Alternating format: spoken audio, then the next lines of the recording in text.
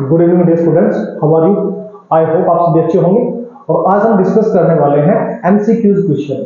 कहां से? Electricity chapter से। ठीक है, एमसीक्यूज क्या है कि ये आपको काफी हेल्प करेंगे आपके मार्क्स को इंप्रूव करने में, तो इनको आपने बड़े ध्यान से आपने क्या करना है, सोल्व करना है। ठीक है, तो चलिए शुरू करते हैं इलेक्ट्रिसिटी चैप्टर से। तो फर्स्ट क्वेश्चन हमारा क्या है? Electric current is measured bye. Question क्या है हमारा? Electric current is measured by. तो करंट को हम मेजर किससे कर सकते हैं? ठीक है, तो देखो करंट को हम मेजर कर सकते हैं एमीटर से। अगर करंट कम आ रहा है, स्मॉल आ रहा है, तो उसको मेजर किससे कर सकते हैं? मिली एमीटर से कर सकते हैं। और भी स्मॉल करंट है तो उसको हम रिकॉर्ड कर सकते हैं किसकी हेल्प से? माइक्रो एमीटर की हेल्प से। और चाहे करंट चाहे कितना ही कम आ रहा हो, उसको हम रिकॉर्ड कर सकते हैं किससे? गैल्वेनोमीटर की हेल्प से। ठीक है, तो हमारे पास यहाँ ऑप्शन में कौन हो गया है? An, ammeter. तो electric current is measured by, तो हमारा करेक्ट आंसर क्या हो गया है? एमीटर। एक और इंपॉर्टेंट क्वेश्चन यहां बन सकता है कि जो पोटेंशियल डिफरेंस है वोल्टेज, उसको रिकॉर्ड किससे करते हैं? तो पोटेंशियल डिफरेंस वोल्टेज को हम रिकॉर्ड कर सकते हैं किसकी हेल्प से? वोल्टमीटर की हेल्प से। और अभी हम देखने वाले हैं सेकंड क्वेश्चन। सेकंड क्वेश्चन क्या है? 25 जूल ऑफ वर्क। ये वर्क हमको दिया है, वर्क हमारे पास कितना है? This is equal to 25 joule. Okay, in moving a charge of 5 coulomb. तो चार्ज कितना मूव किया गया है? तो चार्ज मूव कितना है? 5 कूलम है across 2 point A and B. What is the potential difference? We हमने क्या करना है? फाइंड आउट करना है। ठीक है, जब भी आपको क्वेश्चन डिस्क्रिप्टिव करने हो तो आप गिवन को इस तरीके से लिख सकते हैं। ठीक है, इससे आपको मार्क्स को इंप्रूव करने में काफी हेल्प मिलेगी और न्यूमेरिकल को सोल्व करने में आपको हेल्प मिलेगी।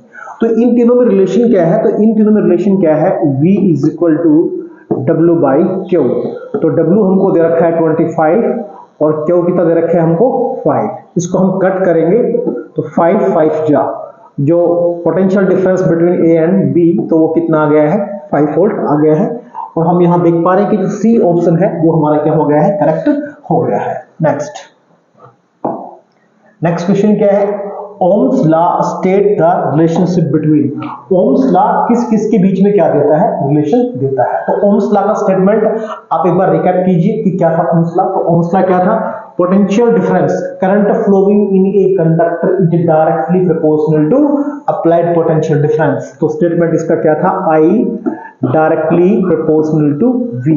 या हम इसको रिमेंबर करें इस तरीके से, V directly proportional to I। तो ओम्स लॉ जो रिलेशन दे रहा है वो किस किस के बीच में दे रहा है? तो ये रिलेशन दे रहा है between current end voltage, means current and potential difference. तो हमारा सी ऑप्शन क्या हो गया है? करेक्ट हो गया है, electric current and potential difference. Okay, और अभी हम मूव करते हैं नेक्स्ट क्वेश्चन की तरफ। इंपॉर्टेंट क्वेश्चन है, how many electron constitute A current of 1 micro ampere. तो करंट हमको दे रखा है कितना? 1 माइक्रो एम्पियर। तो आई हमारे पास ये हो गया है 1 माइक्रो एम्पियर। माइक्रो मींस ये हो गया है 10⁻⁻6 ampere. Okay, number of electron हमने फाइंड आउट करने हैं। तो एक फॉर्मूला हमने पढ़ा हुआ है कि आई किसके इक्वल है? Q by T। तो यहां से Q कितना हो गया है? तो यहां से Q का वैल्यू हो गया है, Q इज इक्वल टू कितना हो गया है? IT। और एक फॉर्मूला हमने और पढ़ा है quantisation of charge, Q is equal to NE। तो यहां से दोनों का लेफ्ट हैंड साइड सेम है तो राइट हैंड साइड भी क्या आएगा? सेम आएगा। तो इनको कंपेयर करते हैं। तो NE is equal to what? IT। तो N हमारे पास कितना हो गया है? IT upon E। तो I हमारे पास कितना है? तो I है 1 इंटू 10⁻⁻6। टाइम गिवन नहीं है तो हम पर सेकंड कैलकुलेट करेंगे, टाइम को हम 1 सेकंड कंसीडर करेंगे। और E कौन है? बेसिक चार्ज, जिसका वैल्यू 1.6 इंटू 10⁻⁹। इसको सिंप्लीफाई करते हैं कैसे? तो N इज इक्वल टू, पहले पावर को सिंप्लीफाई करते हैं। 10⁻⁻6 चल रहा है, ये पावर कहां जाएगा? ऊपर। तो जब भी पावर ऊपर से नीचे या नीचे से कहां जाएगा? ऊपर, तो उसका साइन क्या होगा? चेंज होगा। तो ये -19 है तो ऊपर जाके पावर कितना हो जाएगा? +19। और यहां कौन चल रहा है? 1/1.6। इस डेसिमल को रिमूव करेंगे तो यहाँ पे कौन आ जाएगा 10, ठीक है। और अभी यहाँ से हम देखने वाले हैं 100/16 इंटू 10 पावर कितना हो गया है 13 हो गया है, ठीक है। यहाँ से एक जीरो हम क्या करेंगे यहाँ शिफ्ट कर लेंगे हम, तो इसको 12 कर लेंगे और एक जीरो हमने यहाँ शिफ्ट किया। अब 4 से इसको हम कट कर सकते हैं, 4 4 या 16 और यहाँ कितना हो गया है 25। तो n हमारे पास हो गया है 25/4 इंटू 10⁻12। 25/4 को हम क्या लिख सकते हैं, तो इसको हम लिख सकते हैं 6.25 इंटू 10⁻12 इसको हम लिख सकते हैं। तो हमारा करेक्ट आंसर कितना हो गया है 6.25 इंटू 10⁻12, मतलब बी ऑप्शन हमारा क्या हो गया है करेक्ट हो गया है। Next question, name the material use for filament of bulb. किस मटेरियल को हम यूज करेंगे फिलामेंट ऑफ बल्ब के लिए, ठीक है। तो जो बल्ब का फिलामेंट है उसके लिए कैरेक्टरिस्टिक्स क्या होता है, एक तो उसका होना चाहिए हाई मेल्टिंग पॉइंट, क्या होना चाहिए उसका हाई मेल्टिंग पॉइंट, और होना चाहिए वो गुड कंडक्टर, क्या होना चाहिए वो good conductor of electricity, good conductor of electricity. तो ये जो कैरेक्टरिस्टिक है वो हमको कहां से मिलता है, टंगस्टन से मिलता है। तो हमारा जो ऑप्शन है फिलामेंट ऑफ बल्ब वो कौन हो गया है, तो वो हो गया है हमारा टंगस्टन हो गया है। Next, the commonly used safety fuse is made up of. Fuse जो वायर है वो किसका बना होता है, तो जैसे यहां बल्ब के फिलामेंट के लिए कैरेक्टरिस्टिक था, वैसे ही जो फ्यूज वायर है उसके लिए कैरेक्टरिस्टिक क्या होता है, तो उसके लिए तो होना चाहिए लो मेल्टिंग पॉइंट और होना चाहिए वो good conductor of electricity, good conductor of electricity. तो ये सब हमको किससे मिलता है, तो ये सब हमको मिलता है N alloy of tin and copper. तो हम क्या यूज करते हैं, अलॉय यूज करते हैं, किसका, टिन एंड कॉपर।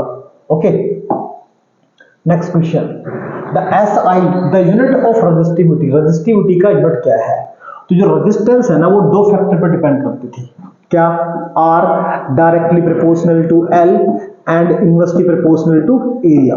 दोनों फैक्टर को कंबाइन करके हम एक कांस्टेंट लगाया करते, तो हम इसको लिखते थे ऐसे R is equal to rho L by A, ठीक है। यहां से क्रॉस मल्टीप्लाई किया तो हमारे पास क्या बनेगा, rho L is equal to हो गया है आर ए, और रो कौन है स्पेसिफिक रेजिस्टेंस, या इसको हम क्या बोले रेजिस्टिविटी बोले।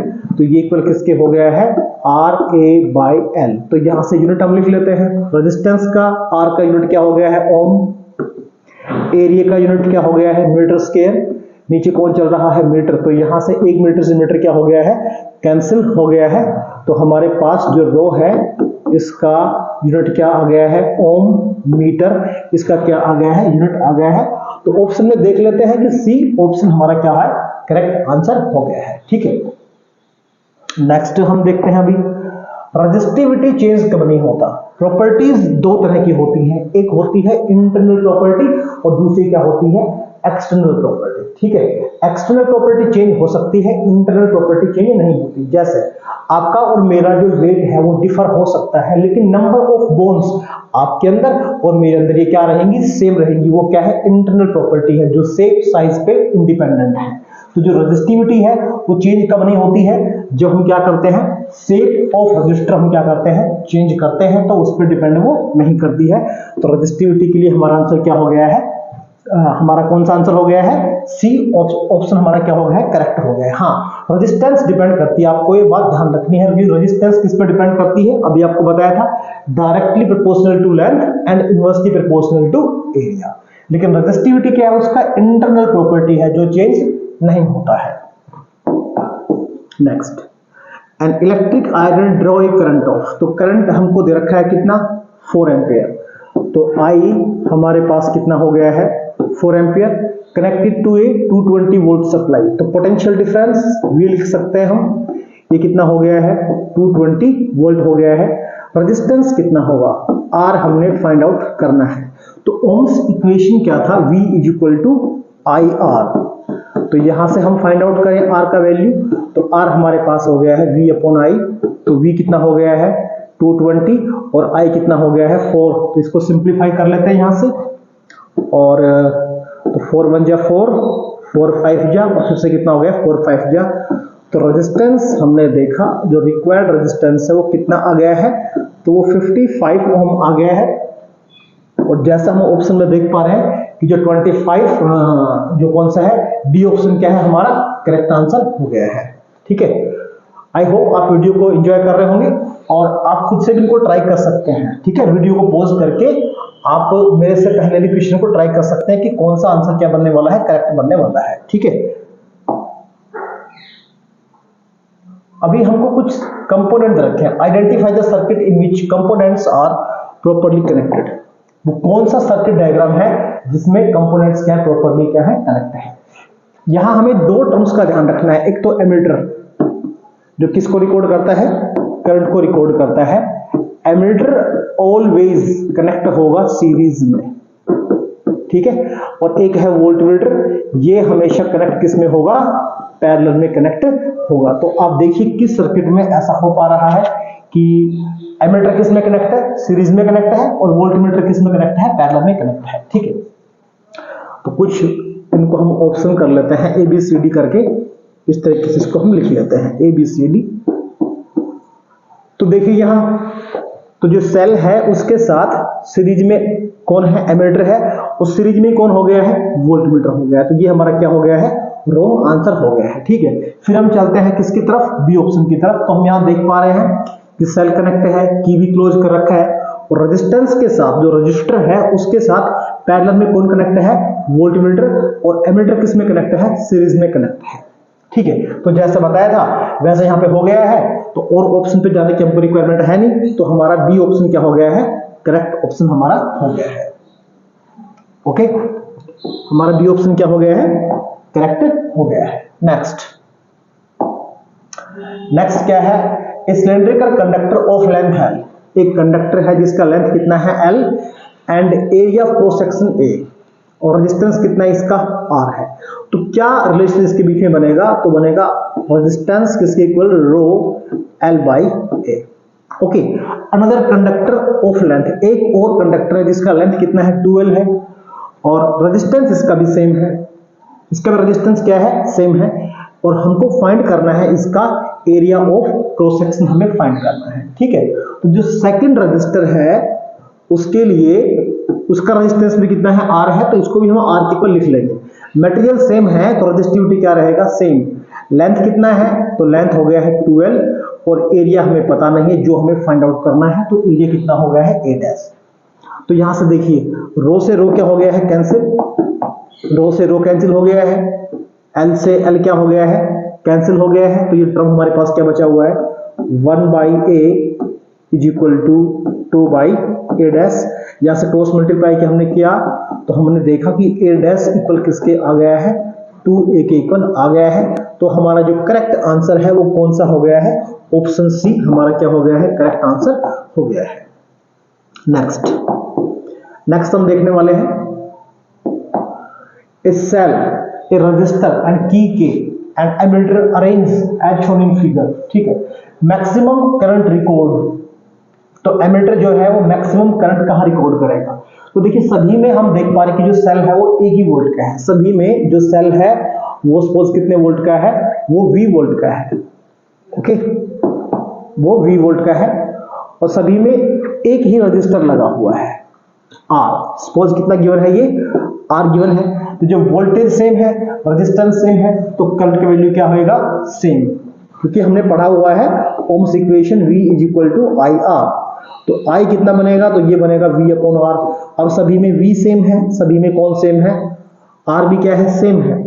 ठीक है, तो I सभी में क्या आने वाला है, सेम आने वाला है।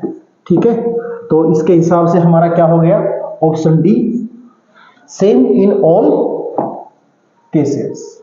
ओके, अभी जो 13 क्वेश्चन है इस टाइप का एक क्वेश्चन मैंने आपको पहले करा दिया है।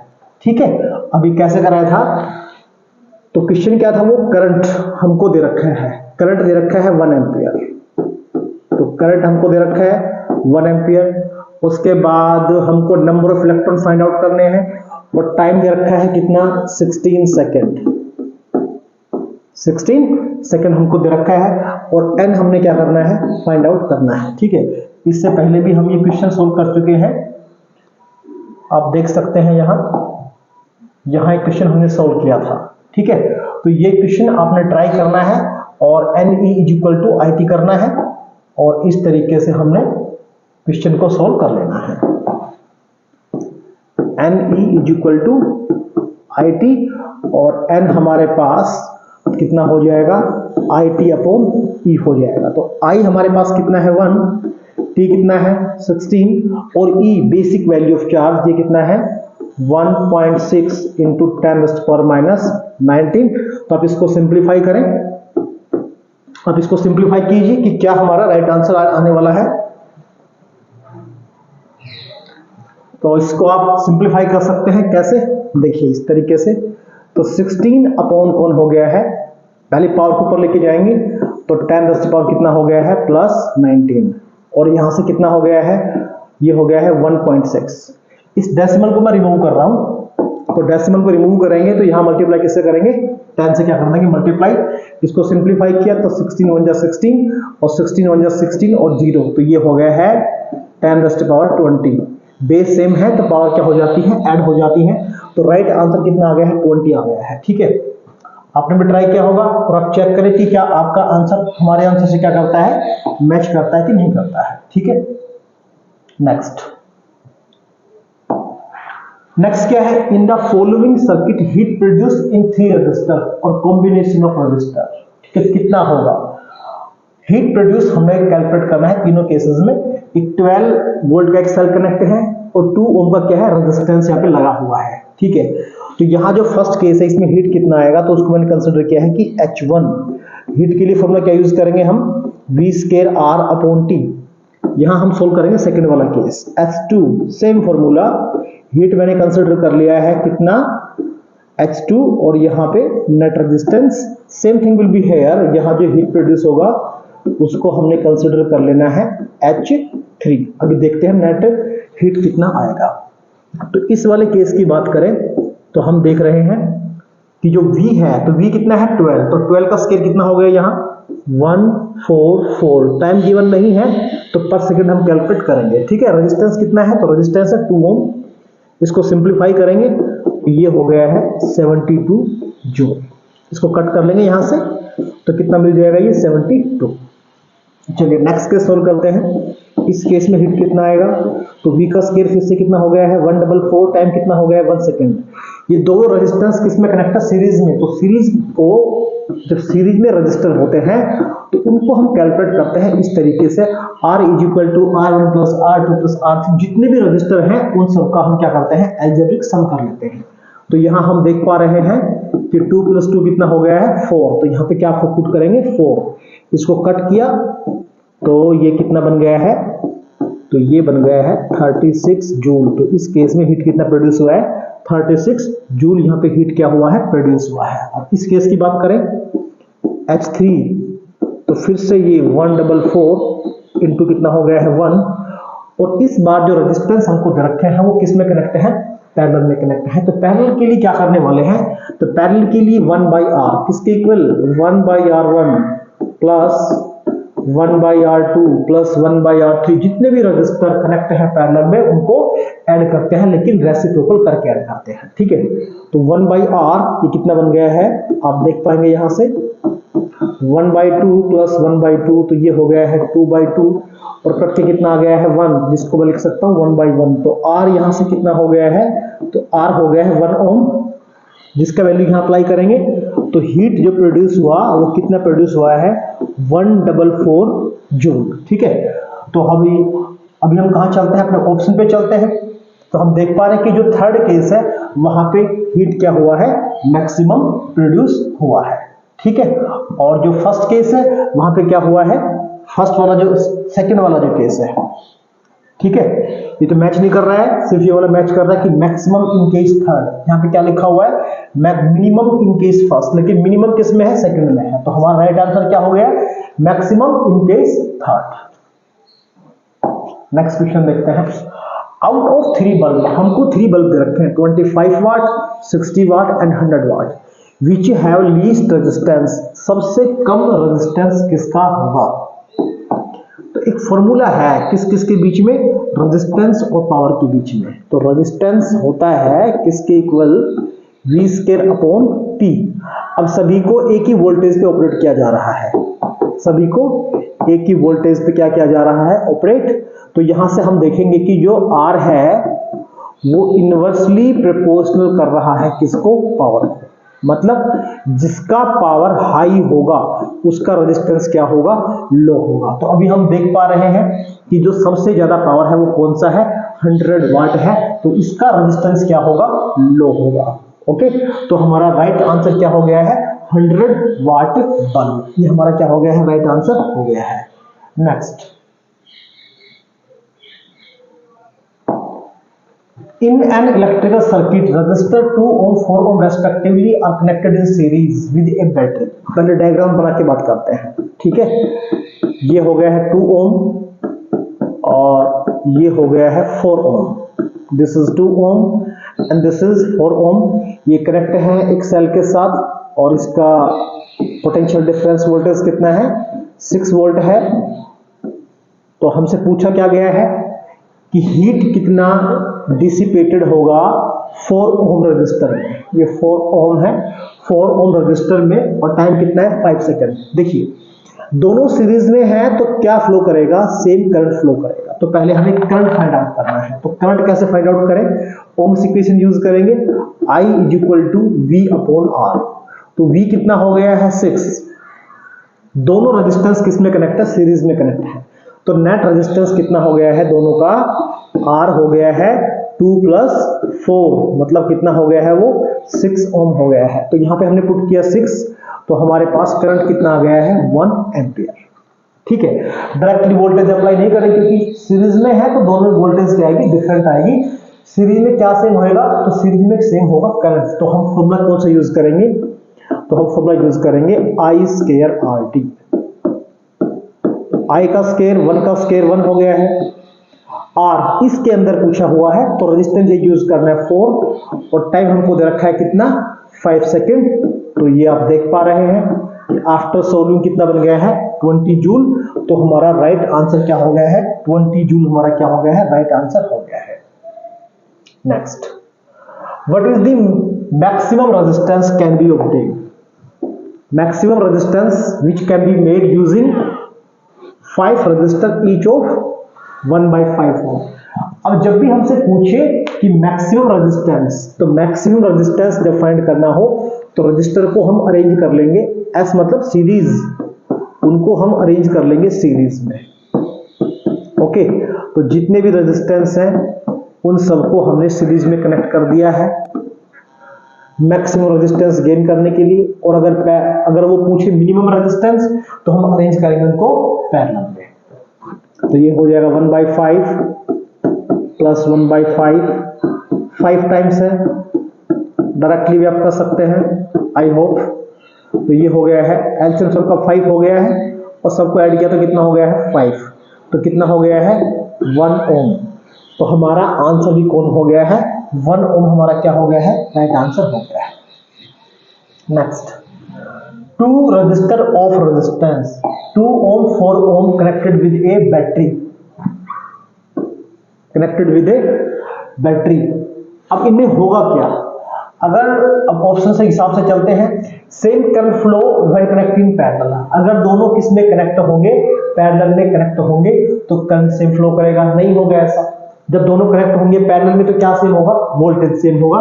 तो पहले वाला ऑप्शन क्या हो गया है, wrong. Next, same current flow when connect in series, ये राइट आंसर है। जब दोनों किस में कनेक्ट होंगे, सीरीज में कनेक्ट होंगे, तो दोनों में करंट क्या आएगा, सेम आएगा। अभी भी हम एक न्यूमेरिकल सोल्व करके आ रहे थे अभी, तो वहां भी हमने क्या देखा था, सीरीज में करंट क्या जाएगा, सेम जाएगा। ठीक है, तो same thing is here, series में क्या सेम रहेगा, करंट सेम रहेगा, और पैरेलल में क्या सेम रहेगा, तो पैरेलल में वोल्टेज सेम रहेगी। नेक्स्ट, एक स्टूडेंट कैरीज एन एक्सपेरिमेंट, एक स्टूडेंट ने क्या किया, ओम्स लॉ एक्सपेरिमेंट परफॉर्म किया और उसने आई वी जो कैरेक्टरिस्टिक है, मतलब आई और वी का जो ग्राफ है वो प्लॉट किया, और जो कि आपके सामने है। ठीक है, तो अब ग्राफ से बताएं कि कौन सा रिलेशन क्या है, करेक्ट है, कौन सा रेजिस्टेंस क्या है, हाई है। तो बिल्कुल सिंपल सा तरीका क्या है, करंट एक्सिस से आपने थीटा नोट करना है। करना क्या है आपने, जो करंट एक्सिस है, करंट एक्सिस, वहां से आपने क्या नोट करना है, थीटा नोट करना है। ठीक है, देखिए करंट एक्सिस से ये हो गया थीटा 1, ये थीटा 2 और ये क्या हो गया है थीटा 3। जिसका थीटा हाई होगा वही रेजिस्टेंस क्या होगा, हाई होगा। तो यहां पे हम देख पा रहे हैं क्या, थीटा 3 ग्रेटर किससे, थीटा 2 से, वो ग्रेटर किससे है, थीटा 1 से। और थीटा का डायरेक्ट रिलेशन किससे है, रेजिस्टेंस से। मतलब सिंपल सा क्या हुआ, R3 ग्रेटर किससे है, R2 से है, और R2 किससे ग्रेटर है, R1 से क्या है, ग्रेटर है। ठीक है, ये क्वेश्चन कई बार एग्जाम में कुछ ऐसे भी आ जाता है इस तरीके से, यहां आपको दे दिया जाए वोल्टेज और यहां पे क्या दे दिया जाए, आपको करंट दे दिया जाए। तो उस सिचुएशन में भी आपने ऐसे ही करना है, जैसा कि अभी हमको दे रखा था R1 R2 और क्या दे रखा था, R3 दे रखा था। तो क्या करना है आपने, करंट को रिकॉर्ड कहां से करना है, बस ये ध्यान रहे बात, करंट को रिकॉर्ड कहां से करना है, करंट को रिकॉर्ड करना है करंट एक्सिस से। जिसका थीटा ज्यादा होगा वही क्या होगा, रेजिस्टेंस हाई होगा। ठीक है, तो अगर इसकी बात करें तो हम देख पाएंगे कि जो मैक्सिमम थीटा है ये थीटा 1 है, ये थीटा 2 और ये वाला कौन है, थीटा 1। ठीक है, थीटा 3 कर देते हैं इसको हम। ठीक है, तो अभी हम क्या देख पा रहे हैं कि ये वाला थीटा सबसे ज्यादा क्या है, हाई है। थीटा 1 ग्रेटर किससे है, थीटा 2 से है, ग्रेटर किससे, थीटा 3 से है। तो R1 ग्रेटर होगा R2 से और ग्रेटर किससे होगा, R3 से क्या होगा, ग्रेटर होगा। तो आंसर हमारा ये बनेगा। अगर यहाँ V और यहाँ पे क्या दे रखा है, I दे रखा है, लेकिन हमारा जो क्वेश्चन था उसमें क्या था, यहाँ I और यहाँ पे क्या दे रखा है, V दे रखा है। आपको बड़ा सिंपल सा काम क्या करना है, थीटा रिकॉर्ड करना है। कौन से एक्सिस से, करंट एक्सिस से। बस जिसका थीटा हाई है उसी का रेजिस्टेंस क्या है, हाई है। ठीक है, next, bulb B1 and B2, bulb B1 and this is bulb, this is written here B2, this is B2 are exactly identical। दो बल्ब हमको दे रखे हैं B1 and B2, बिल्कुल क्या है, आइडेंटिकल है। और हमने बताना क्या है, when key is press, ये की है के, जब इसको हम प्रेस करेंगे तो उस सिचुएशन में एमीटर क्या रिकॉर्ड करेगा। तो देखिए दो बल्ब हमको दे रखे हैं B1 एंड B2, दोनों किस में अरेंज है, तो दोनों अरेंज किस में है, पैरेलल में अरेंज है। ठीक है, तो अभी होगा क्या, जब एक कनेक्ट था तो करंट हमको कितना मिल रहा था, I, किसके इक्वल, V/R। फिर जब हमने क्या किया कि K को प्रेस कर दिया तो दोनों कनेक्ट किस में हो गए, पैरेलल में कनेक्ट हो गए। और पैरेलल में कनेक्ट है, इस वजह से रेजिस्टेंस कितनी हो गई है, हाफ। ठीक है, पैरेलल में अभी आपको समझाया था पहले भी, पैरेलल के लिए क्या, 1/R1 plus 1/R2 plus 1/R3। ठीक है, तो 1/R प्लस 1/R तो कितना हो गया है, ये हो गया है R/2। तो 2 कहां चला गया है, तो 2 चला गया है ऊपर। यहां वैल्यू पुट करेंगे, V/I को हम क्या लिख सकते हैं, V/R को हम क्या लिख सकते हैं, I लिख सकते हैं। तो I डैश हमारे पास कितना हो गया है, 2I, मींस करंट कितना हो जाएगा, डबल हो जाएगा, I विल बी डबल। ठीक है, ओके। और अभी आपके लिए क्वेश्चन है इस चैप्टर से, सपोज यहां दे रखा है V और यहां पे क्या दे रखा है, I, और ये ग्राफ हमने प्लॉट किया एक मेटल के लिए at two different temperature, at two different temperature. Material same है लेकिन एक बारी क्या है, टेम्परेचर T1 है, एक बार टेम्परेचर क्या है, T2 है। तो आपने बताना क्या है, बताना क्या है, आपके ऑप्शन क्या है कि T1 इक्वल किसके है, T2 के है। ऑप्शन बी, T1 ग्रेटर किससे है, T2 से है। ऑप्शन सी, T2 ग्रेटर क्या है, T1 से है। And option D, incomplete data. ठीक है, कि जो डेटा है वो क्या है, इनसफिशिएंट है। ओके, या कैन नॉट से, कांट से, हम यहां से बता नहीं पाएंगे। ठीक है, तो ये क्वेश्चन का आंसर कमेंट करें कि आपका जो भी राइट आंसर है आप उसको कमेंट करें। आई होप आपने वीडियो को एंजॉय किया होगा, तो वीडियो को लाइक करें, चैनल को सब्सक्राइब करें। Thanks for watching.